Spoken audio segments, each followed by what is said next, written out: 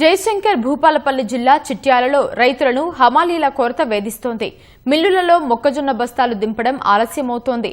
మిల్లుల ఎదుట వాహనాలు బారులు తీరుతున్నాయి. 2 రోజులైనా మొక్కజొన్న బస్తాలు దించుకోకపోవడంతో రైతులు ఆవేదన వ్యక్తం చేస్తున్నారు. వాహనాల కిరాయి రూపేణా తమపై అదనపు భారం పడుతోందని చెబుతున్నారు.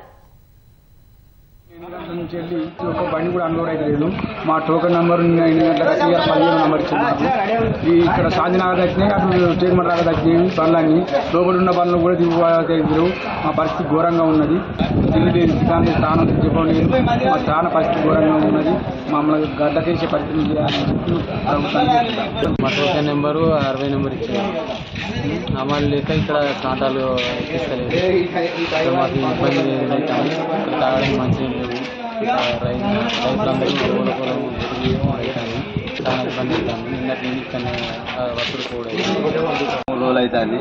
వీళ్ళకి వచ్చి అమ్మాలో లేరు, ఏం లేరు. సాగు అవుతుంది, మంచిగా లేవు. ఇప్పుడు 3 రోజులు అవుతుంది. ట్రాక్టర్ పడుతుంది.